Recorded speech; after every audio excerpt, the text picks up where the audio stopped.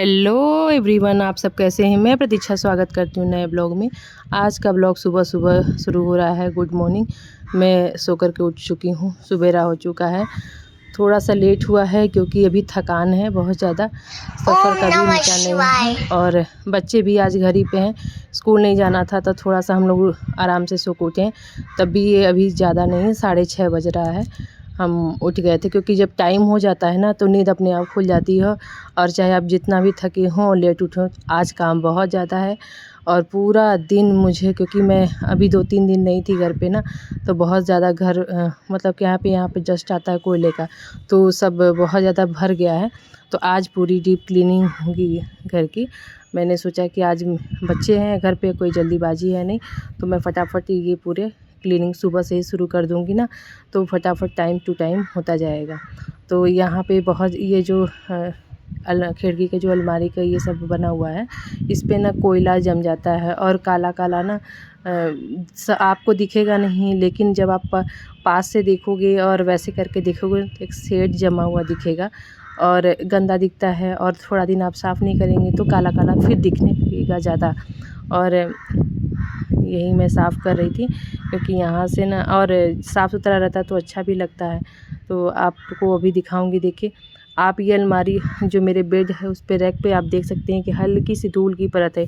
ये सिर्फ 3 दिन की है, मतलब आप 1-2 दिन नहीं रहेंगे ना तो घर में ऐसा जैसे धूल जम जाता है। आप देख सकते हैं साफ़ करने के बाद कैसा हो गया, मतलब ऐसे धूल का जो डस्ट है एक परत जम जाती है। और आप देखिए, ये देखिए, देख सकते हैं कि कैसी परत है। अब ये देखिएगा, ऐसी धूल की एक परत ना जम जाती है और 2-3 दिन आप नहीं साफ़ करेंगे तो और जम जाती है और काला काला कोयला जम जाता है। और वही कोयला बहुत हर कपड़े में लगेगा और आपका कपड़ा भी गंदा करेगा, हाथ पे जहाँ पे भी आपसे टच होगा, अगर आप साफ़ नहीं करेंगे तो वहाँ आपका वो गंदा करता फिरेगा। तो ये मैंने बेडशीट हटा दिया था क्योंकि 1 हफ़्ता मतलब ज़्यादा ही हो गया था। फिर मैं बोली कि ऊपर से भी अच्छे से साफ़ कर देती हूँ क्योंकि दिवाली की सफाई हुए बहुत ज़्यादा बहुत दिन हो गया है। और तब तक डीप क्लीनिंग मैं कर रही थी क्लीनिंग, लेकिन वो इस तरह और झाला वगैरह भी लग जाता है। तो एक आप पर्टिकुलर एक टाइम बना लीजिए कि इतने दिन के बाद हमको इतना करना है, तो उससे जैसे आपका घर ना साफ़ सुथरा दिखेगा और चमक वैसे ही दिखेगा, साफ़ सुथरा और चमकता हुआ दिखेगा। तो ये मैं इतने सारे कपड़े हो गए थे, 1 हफ़्ते के पूरे कपड़े हो गए हैं। बच्चों को ड्रेस वगैरह हैं, पूरा बेडशीट वगैरह बहुत ज़्यादा है। तो मैं सोची पहले इधर काम करने से पहले मैं इधर मशीन भी लगा देती हूँ क्योंकि कई बार चलेगा और टाइम टू टाइम होता जाएगा और मेरा दोनों काम हो जाएगा। ऐसा नहीं कि पहले काम करूँ फिर मशीन लगाऊँ, नहीं, मैं इधर काम कर लगा दूँगी तो मेरा इधर का काम होता रहेगा और जैसे ईजी हो जाएगा कि मैं नहाने आऊँ तो कपड़े धुल के मैं नहा लूँगी, उधर का काम फिर मैं करूँगी। तो फिर इसमें क्या है ना कि पाइप नहीं लगा है इधर में, एक ही तरफ बना है। ये बाथरूम हम लोग का टेम्परेरी में बना था उस समय, क्योंकि मुझे नीचे जाना पड़ता था बार बार, तो उस समय इधर जगह था तो मैंने इधर ही बनवा दिया था। क्योंकि हर चीज़ के लिए नीचे जाओ अच्छा नहीं लगता है, तो पहले से नहीं बना था, बाद में मैंने बनवाया है। क्योंकि ना सिंगरौली उठने का बहुत सालों से हो रहा है लेकिन उठ नहीं रहा है, तो कुछ काम करवाने में भी डर लगता है कि करवाओ फिर उजाड़ो। फिर भी मैंने ये सब सारी चीज़ें जो भी ये फर्नीचर का काम है, मैंने सोचे सोचे बोला कि चलो जब होगा उठेगा तो उठेगा, देखा जाएगा। तब मैंने अपना करवा दिया था कि भैया जब तक हम लोग रहेंगे तब तक तो क्योंकि बच्चे भी बड़े हो गए हैं और एक कमरे में एक बेड पे होता नहीं था, इसलिए ये सब बने थे, मतलब इस तरीके से बना गया था। अब यहाँ का भी बेडशीट हम हटा देंगे क्योंकि बहुत ज़्यादा गंदा तो नहीं हुआ था, लेकिन फिर भी हफ्ते के अंदर, और ना ठंड बहुत बढ़ गई है और अब एक कंबल में नहीं होता है तो मैं सोची दूसरा कंबल भी निकाल देती हूँ। क्योंकि मुझे ना कंबल, अब रज़ाई, जब से कंबल हम लोग ओढ़ने लगे हैं, रज़ाई का मन ही नहीं करता कि रज़ाई ओढ़ें, तो फिर ये मोटा वाला कंबल और मैंने निकाला। और बेटा ना जहाँ भी पढ़ता वहीं पे कॉपी किताब अपना रख देता है। इधर बेटी पढ़ रही थी, तब तक मैं सोची कि जब तक ये पढ़ ले रही है तब तक मैं अपना काम फटाफट कर ले रही हूँ। बच्चों को हर काम में नहीं करना चाहिए क्योंकि ये सब यही काम करने लगेंगे तो फिर मैं अपना काम सारा खुद ही करती हूँ, क्योंकि मैं बच्चों से ज़्यादा काम नहीं करवाती हूँ। इनका टाइम है अभी पढ़ने लिखने का, तो वो अपना पढ़े लिखे। और जानते हैं, अब बोल देंगे ना तो बच्चे थोड़ा सा भी डिस्ट्रैक्ट हो जाते हैं और पढ़ते लिखते नहीं हैं। और यहाँ बेटे को मैं बोल रही थी कि थोड़ा सा उठे हो, और वो बेटे का है ना कि सुबह नहीं पढ़ता है, ना ही अब मैं बैठूंगी तब ये साहबजादे पढ़ेंगे। तो कुछ नहीं सामान था जो किराना मतलब कि जो खाने पीने वाला सामान था, मैं सोची कि इसको नीचे भिजवा देती हूँ। तो मैं बोली कि ठीक है तुम, मैं दे रही हूँ, जाओ नीचे ले जाओ। ऊपर नीचे बहुत ज़्यादा हो जाता है, मैं यहाँ का काम करूँ कि नीचे का देखूँ। तो मैं बोली नहीं तुम, मैं दे रही हूँ और तुम ले जाओ, रखाओ, और मैं आऊँगी तो अपना उसको रखूँगी जहाँ रखना होगा। फिर ये सब सामान मैंने सेट कर दिया। जितना भी फालतू सामान था ना, मैं बोली कि चलो सेट करते हैं, क्योंकि ये सब सामान अभी मैके गए थे ना, बहुत सारा आया था और यहीं पे था। तो ये जितने सामान फालतू थे, ये कार्ड वगैरह आया है, अभी शादी का जाना है हम लोगों को। तो आजकल तो बहुत लोग दूर दूर के व्हाट्सएप पे कार्ड भेज देते हैं, और कुछ लोग होते हैं जो कार्ड आसपास के लोग होते हैं उनका कार्ड आता है। फिर ये गिफ्ट वगैरह था जो रखा था दिवाली का, ऐसे ही मैंने सोचा दीवान में डाल देती हूँ, क्योंकि मैंने दीवान खोला ही था कंबल निकालने के लिए, और सारी सामान को सेट कर देती हूँ। क्योंकि ना थोड़ा थोड़ा ही सामान आप ले आते रहेंगे ना, और घर है में कुछ न कुछ इकट्ठा होता रहता है। कहीं से आओ ना तो ज़्यादा ही हो जाता है, क्योंकि ये भी सामान आ जाता है, वो भी सामान होता है, कपड़े भी रहते हैं, बहुत कुछ हो जाता है। और ऐसे जगह जाओ जहाँ अपने हों, और ख़ासकर मैके, तो वहाँ से थोड़ा सा हम लोग सामान लेके जाते हैं, लेकिन मैके से कितने सारा सामान आ जाता है। आप भी जानते होंगे, जो भी मैके जाता होगा ज़्यादा ही सामान लेके आता होगा, क्योंकि माँ को लगता है ना ये भी दे दो बेटी को, वो भी दे दो, ये भी करेगी। और ख़ासकर जो बेटियाँ बाहर रहती हैं, वहाँ पे जैसे खेत वगैरह नहीं है, तो उनको ज़्यादा लगता है कि गाँव में से ये हो रहा वो हो रहा, दे दो। हम बोलते हैं कि मिलता है मम्मा सब, लेकिन फिर भी उनको लगता है कि नहीं, ले जाओ घर का है। तो फिर इस तरीके से मैं सारा अपना झाड़ू जो मार ले रही हूँ।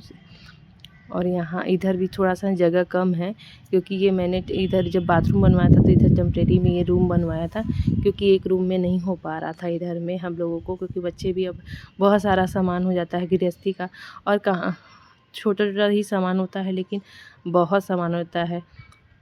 तो फिर मैं सोची कि थोड़ा सा इधर भी साफ़ कर देती हूँ। तो मैंने हाथ धोया, और धो करके ना मैं आई, थोड़ा सा खाने पीने वाला जो सामान रखा है, और ये सब भी फैला हुआ था, जो भी कुछ मिठाई वगैरह आया था वो भी रखा हुआ है, ये सब ऐसे ही मैं रख के चली गई थी। मैं बोली थोड़ा सा सेट कर देती हूँ और सब चीज़ें, तब अच्छा लगेगा। ये सब सारे सामान मैं इसलिए ऊपर रखती हूँ, क्योंकि मैंने कई बार बताया है कि यहाँ पे जैसे कुछ खाना पीना हुआ, या हमें लोग या बच्चों को, हस्बैंड ही आके बैठे, तो बार बार नीचे जाना अच्छा नहीं लगता, तो इसलिए मैं बहुत सारा सामान यहीं पे रखती हूँ।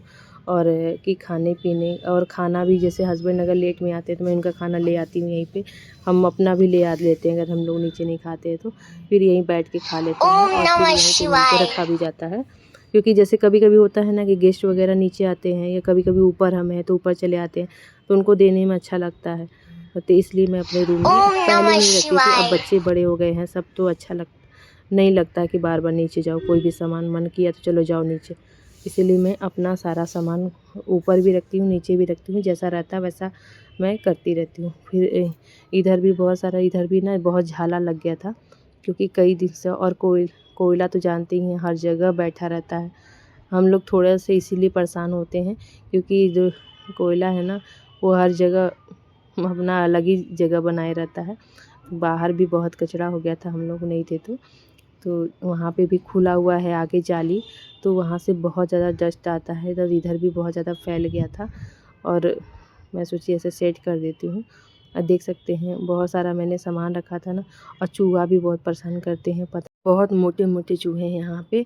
तो बेटी ने बहुत सारा कार्टून जैसे सामान काट काट करके ऊपर भी तैयार किया था, तो मैं इस पन्नी में भर के रखा था। मैं बोली कि इतना ये लोग का जब से प्रोजेक्ट वर्क बन रहा है ना, कहीं ऊपर कहीं नीचे सब काटते पीटते रहते हैं, और इतना ज़्यादा कचरा हो जाता है घर में कि मत पूछिए आजकल।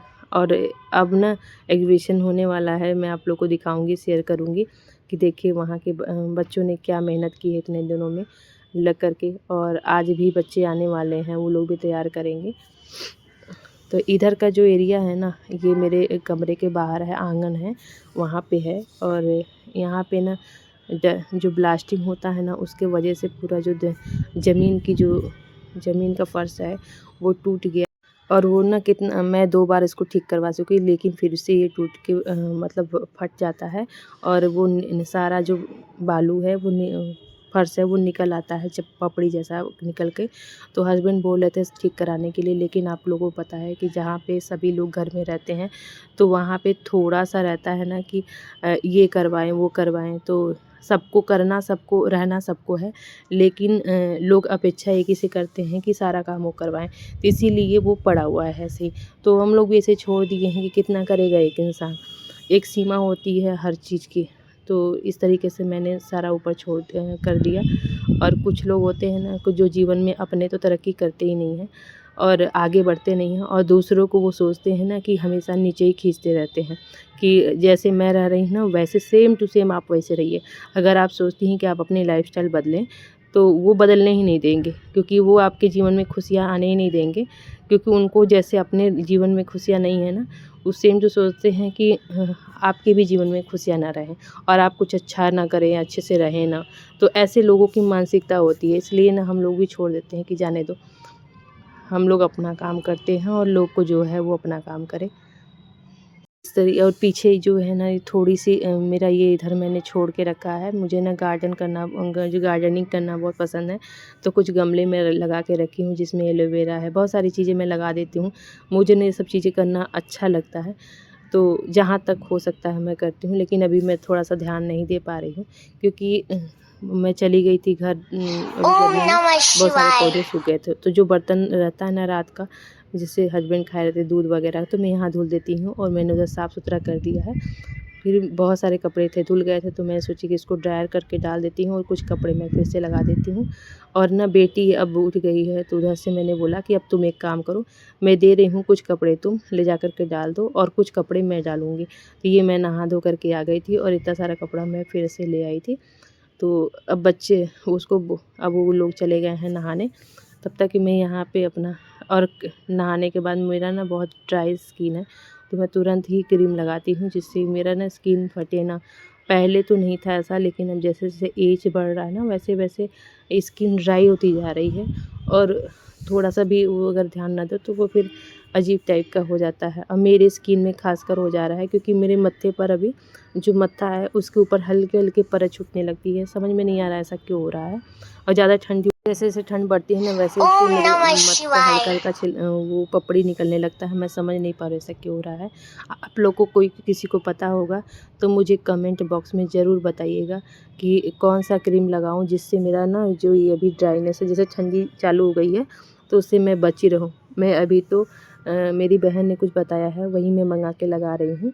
पहला ऐसा नहीं था, अभी ज़्यादा मेरा स्किन खराब ड्राई होते जा रहा है। लोग कहते हैं यहाँ का पानी ख़राब हो गया है, और कोयला जो उड़ता है उससे भी हम लोग का स्किन ख़राब हो जाता है, पैर ख़राब हो जाता है। लेकिन हम लोग इतना केयर, ज़्यादा तो केयर नहीं लेकिन थोड़ा बहुत तो केयर करते ही हैं, तब हम लोग का बचा हुआ है।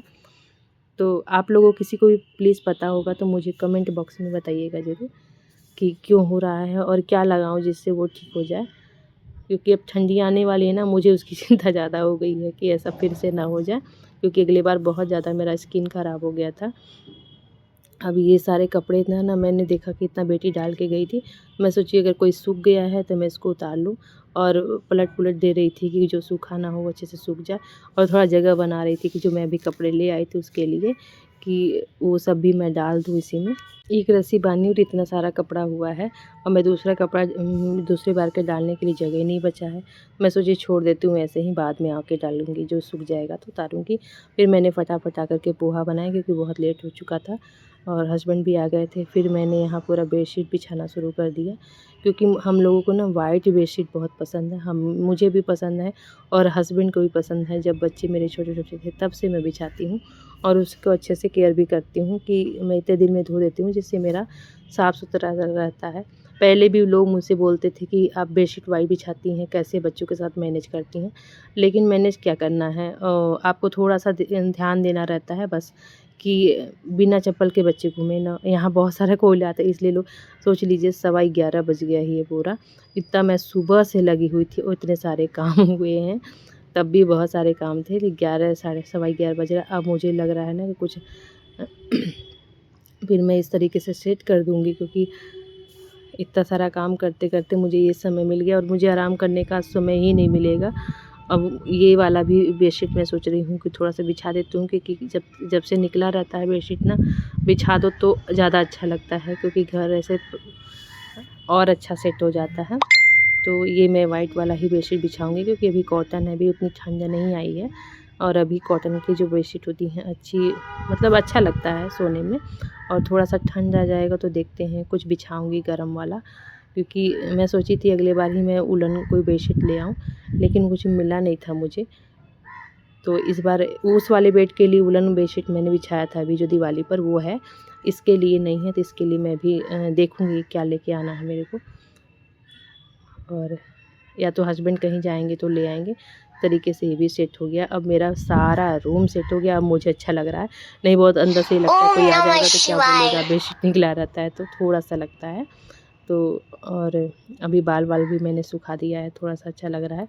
इधर मैंने थोड़ा सा गार्डनिंग एरिया बना के रखा है ना, तो यहाँ पे भी बैठने में भी अच्छा लगता है। मैं थोड़ा धूप लेती हूँ यहीं से, लेकिन अभी टाइम नहीं है, क्योंकि बैठने का यहाँ टाइम नहीं है। और मैं यहाँ पे थोड़ा सा ना भी ठंडी वाले जो फूल है वो भी मैं ले आकर के लगाऊंगी।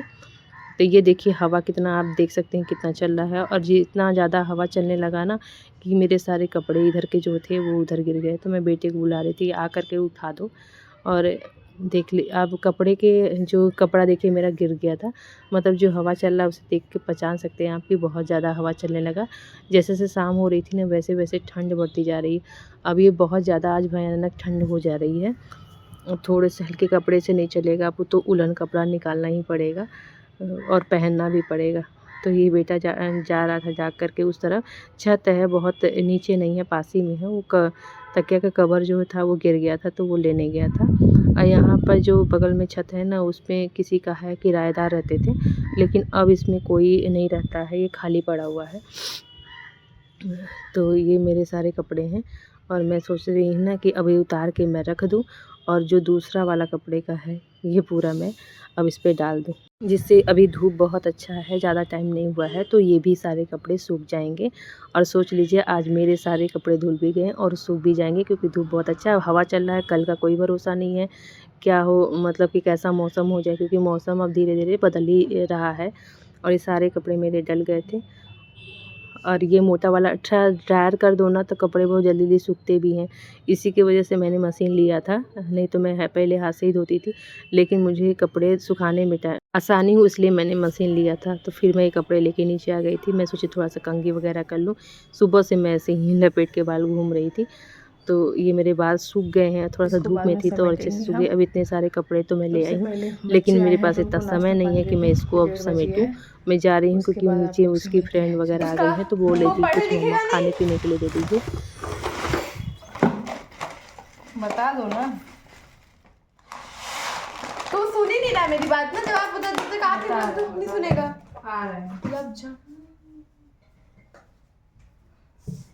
अलग अलग निकाल के दे, केक ही में दे दे।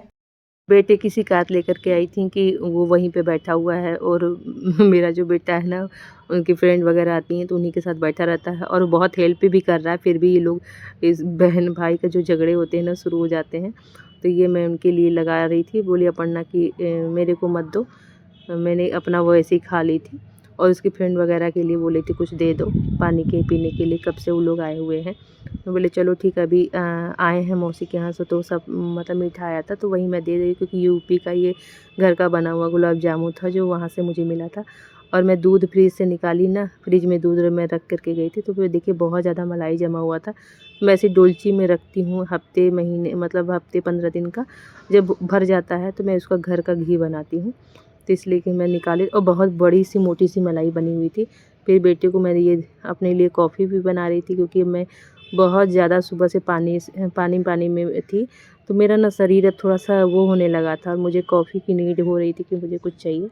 तो मैं बना रही थी, उससे बोल रही थी कि तुम भी अपना पढ़ाई लिखाई करो, उनके चक्कर में मत पड़ो। लेकिन वो बार बार जा कर के उन लोगों के बीच में बैठ जा रहा था, और ये लोग बोले थे ना कि तुम इसको भगाओ, लेकिन मैं कितना बोलती हूँ वो बच्चा जाता ही नहीं है पढ़ना ही, और उसी में लगा हुआ था। तो मैं बोली चलो मेरे साथ मेरी हेल्प करो, कम से कम वहाँ से हटेगा तो इस तरीके से मैं उसको लेकर के ऊपर आई थी, लेकिन फिर वो कपड़ा उतार के रख के चला गया। अब बच्चे हैं ना, मार्केट में रहते, कहाँ मैं भेजूँ, और आजकल किसी के साथ भेजने लायक भी नहीं है। आजकल किसी के पास भेजने लायक थे। इतने सारे कपड़े हो गए थे, मैं देख के सोच रही थी कैसे भी समेटूँ कि मुझे अभी सब्ज़ी भी लेने जाना है। फिर मैं बोली जाने दो, रखा रहने दो, अब रेडी हो जाती हूँ।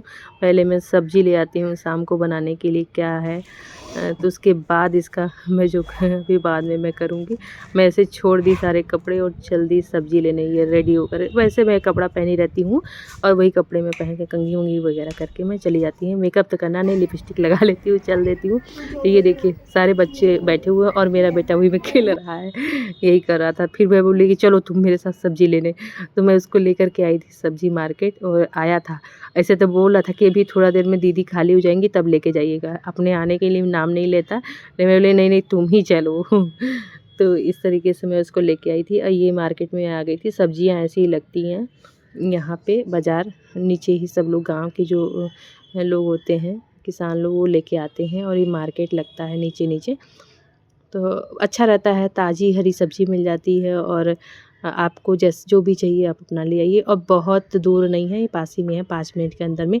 यही तो हमारे सिंगरौली में रहने का मेरा फ़ायदा है कि 5 मिनट के अंदर इधर सब्जियां मिल जाती हैं। सब्ज़ी मार्केट है, 5 मिनट के अंदर में इधर फल मंडी है, आपको दिखा दूँगी, कभी दिखाए भी होंगी। इधर फल मंडी है, वहाँ पे बस स्टैंड है, मतलब और यहाँ पे हॉस्पिटल भी है जस्ट बगल में।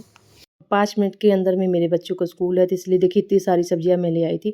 और जो हरी सब्जी होती है ना, मेरी वीकनेस होती है। मैं जब जाती हूँ मार्केट में लगता है क्या क्या ले लूँ और क्या क्या ले चलूँ घर पे उठा करके, और मुझे ले आती हूँ। मुझे हरा सब्जी खाना पसंद है, मैं बच्चों को भी किसी भी रूप में खिलाती ज़रूर हूँ, क्योंकि अभी से खाए रहेंगे ना तभी आगे चल के खाएंगे, नहीं बाद में बहुत परेशान करेंगे। तो ये मैं बोल रही थी कि बच्चों के लिए भूख लग गई थी, तो वो लोग बोली थी मम्मा, बेटी बोली कि मम्मी लोग को भूख लग गई है कुछ बना दो। तो नहीं नहीं मना कर रहे थे, लेकिन मैं फटाफट आई। मैं बोली कि रुको 10 मिनट 5 मिनट में मैगी बनती, लेकिन बनती नहीं है। मैं बोली ऐसा मैगी बना के खिलाऊँगी ना, सब्जियाँ भी बहुत ज़्यादा रहेगी। और मुझे इस तरह की मैगी ना मैं अपने जब मुझे खाना रहता है मैं बनाती हूँ, अदरवाइज़ मैं मैगी खाती ही नहीं हूँ ऐसे बना करके। मुझे ऐसे ही मिलेगा खूब सब्जियों वाला तभी मैं खाऊँगी। ऐसे कोई कह देगा कि सादी मैगी खा लीजिए, मुझे नहीं पसंद है। फिर ये मेरा पार्सल आ गया था, ये मेरे प्रोडक्ट हैं कुछ जो मैंने ऑर्डर करके रखा था, तो वो आ गया था। मैं बोली बेटा से उठा के ले जाओ, और हल्के हैं इसलिए वो ले जा रहा था। मैं इधर बना रही थी और लगी हुई थी, ये मेरी मैगी बन गई थी और वो लोग कह रही थी जाने वाली हैं। मैं बोले रुको 10 मिनट, नहीं 10 मिनट तो हो ही गया था। और मैं फटाफट मैंने रेडी कर दिया, इस तरीके से बना दिया। और आप लोग भी देखिए कैसा बना है बताइएगा। मुझे तो बहुत टेस्टी लगता है इस तरीके की जो मैगी होती है। तो मैं बना बना के फटाफट इन लोग को दे आऊँगी, नहीं तो सब चली जाएंगी। और इन लोगों का अब रेडी हो गया है, तो इस तरीके से मैं ले आई और फटाफट सब भूखे थे, खाने लगे। बोले आंटी सच में बहुत अच्छा बना है। और ये इन लोगों को वीडियो को अब लास्ट डेट था आज का, आज इन लोगों का लास्ट डेट था, बन चुका है इन लोगों का। फिर मैंने इन लोगों को दे करके मैंने खुद भी खाया थोड़ा सा। उसके बाद मुझे ज़्यादा नहीं खाना था, मैं थोड़ा सा खाई। मेरे को ना थोड़ा सा वो मेरा गला वो होने लगा था। मैं बोली मुझे ना पसंद नहीं अच्छा लग रहा था, तो मैं चली आई अपना, क्योंकि मुझे अपने सारे कपड़े पड़े थे। मेरे दिमाग में चल रहा था कि मेरे सारे कपड़े हैं, मुझे फोल्ड करना है। फिर मैं यहाँ पे चली आई। उसके बाद ना हस्बैंड को भी कुछ बना के खिला दी, क्योंकि बच्चे तो खा लिए थे, बेटा भी खा लिया था। बोले ज़्यादा भूख नहीं है मम्मा, तो मैं बोली हस्बैंड के लिए कुछ बना देती हूँ। फिर मैंने उनको ना पास्ता बना के दिया और वो खाएं। मैंने फिर से बनाया, सारे कपड़े मेरे फोल्ड हो गए और मैंने रख दिया।